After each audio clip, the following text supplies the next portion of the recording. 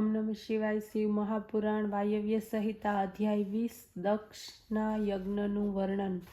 વાયુદેવ બોલ્યા કે હે મુનિઓ, વીરભદ્ર ગણોની સાથે યજ્ઞમાં પહોંચી ગયા। આ યજ્ઞસ્થળ કુશથી આચ્છાદિત સુવર્ણ પતાકાઓથી શોભાયમાન હતું। યજ્ઞ કરનાર યથાયોગ્ય વેદ મંત્રો પૂર્વક યજ્ઞ કરતા હતા। યજ્ઞ ભાગને માટે વિષ્ણુ અને અન્ય દેવતાઓ ઉપસ્થિત હતા। ત્યાં પહોંચીને વીરભદ્રે સિંહ ગર્જના કરી। આ ગર્જનાથી પૃથ્વી અને આકાશ ભરાઈ ગયા। દેવતાઓ વીરભદ્રની ગર્જનાથી ગભરાઈને આમ તેમ દોડવા લાગ્યા।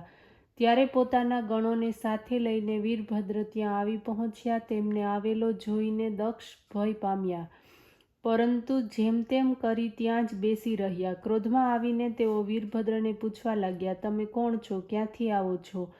અહીં આવવાનું શું કારણ છે? આ સાંભળીને બળવાન વીરભદ્ર ગંભીર થઈને બોલ્યા, અજ્ઞાત વશાત તમારી બુદ્ધિ બહેર મારી ગઈ છે।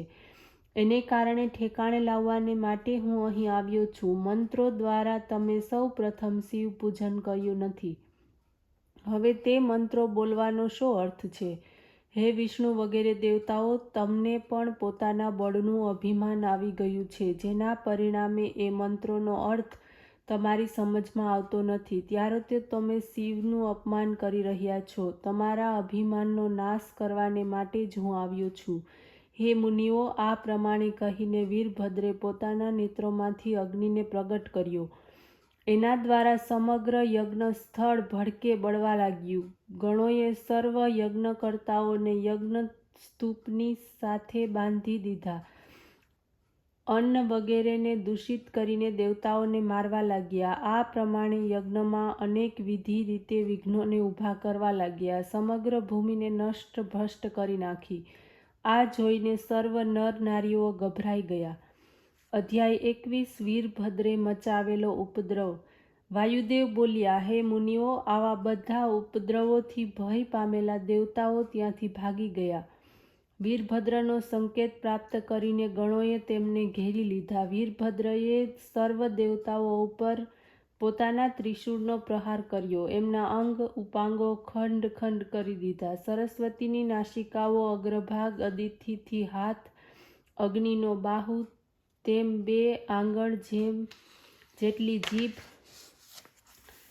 સ્વાહાની નાસિકા અને વક્ષસ્થળ વગેરેનો છેદ ઉડાવી દીધો। ભગ દેવતાઓની આંખો કાઢી લેવામાં આવી। પૂષાના દાંતને તોડી નાખવામાં આવ્યા। ચંદ્રને પગના અંગૂઠાના નીચે કચડી નાખવામાં આવ્યો। દક્ષનું માથું વધેરાઈ ગયું।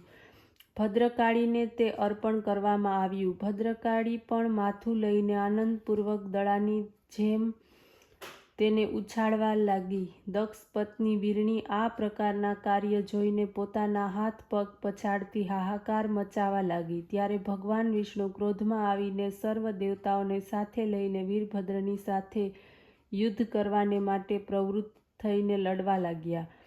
યુદ્ધને માટે વિષ્ણુ વગેરે દેવતાઓને આવેલા જોઈને વીરભદ્ર હસવા લાગ્યા। ત્યારે આકાશમાંથી દિવ્ય રથ ઉતર્યો અને બ્રહ્મા વીરભદ્રની સામે આવીને ઉપસ્થિત થયો। શિવ પ્રેરણાથી આ રથ બ્રહ્મા દ્વારા લાવવામાં આવ્યો। ત્યારે હાથ જોડીને વીરભદ્રને પ્રાર્થના કરતા તેઓ બોલ્યા કે હે વીરભદ્રજી, મહેશ્વરની આજ્ઞાથી આ આપને માટે લાવવામાં આવ્યો છે। આપ એના ઉપર સવાર થઈને યુદ્ધ કરો। ભગવાન શંકર ઉમા સહ રમ્ય આશ્રમની પાસે બિરાજમાન રહીને આ પરાક્રમને જોઈ રહ્યા છે। વીરભદ્ર બ્રહ્માની આ વાત સાંભળીને આનંદમાં આવી ગયા। આ રથ ઉપર સવાર થઈને ચંદ્રની જેમ શોભતા શંખનો નાદ કરવા લાગ્યા। શંખ ધ્વનિથી સર્વ દેવતાઓ ભય પામ્યા। યુદ્ધ જોવાની ઈચ્છાથી સિદ્ધ વગેરે સર્વલોક વિમાનમાં ચડીને આકાશમાં આવ્યા। એ પછી ભગવાન વિષ્ણુએ પોતાના શાંગ ધનુષ્યને ઉપર બાણ ચડાવીને વીરભદ્ર ઉપર પ્રહાર કર્યો। આ જોઈને વીરભદ્રે ધનુષ્ય ટંકાર કર્યો। પછી સરસંધાન કરી વિષ્ણુના મસ્તકને લક્ષ્ય કરીને બાણ છોડ્યું। વિષ્ણુએ પણ વીરભદ્રની ભુજા લક્ષ્ય કરીને બાણ છોડ્યા। આમ બંને વચ્ચે ભયંકર યુદ્ધનો આરંભ થયો। વીરભદ્રે એક તીક્ષ્ણ બાણ વિષ્ણુની છાતી ઉપર છોડ્યું। વિષ્ણુ વ્યાકુળ થઈને પૃથ્વી પર પટકાયા। પડ્યા અને મૂર્છિત થઈ ગયા. કેટલીક ક્ષણો પછી ચેતનામાં આવીને વિષ્ણુ પોતાના અસ્ત્ર શસ્ત્ર ચલાવવા લાગ્યા. વીરભદ્રે એ સર્વ બાણને શાંત કરી દીધા. પછી એક બાણ દ્વારા વિષ્ણુના ધનુષ્ય તેમજ બીજા 2 બાણથી ગરુડની પાંખોને કાપી નાખી. વિષ્ણુએ સુદર્શન લીધું, તેના ઉપર છોડવાને ધસ્યા. વીરભદ્ર તો સ્વસ્થતાપૂર્વક જેમના તેમ ઊભા રહીને જોવા લાગ્યા. શિવના પ્રભાવને કારણે વીરભદ્રને આંચ પણ ન આવી. એ પછી વીરભદ્ર સર્વ દેવતાઓને પોતાનું લક્ષ્ય બનાવવા દેવતાઓને ઘાયલ થઈને પડવા લાગ્યા, આમ તેમ ભાગવા લાગ્યા. ઓમ નમઃ શિવાય.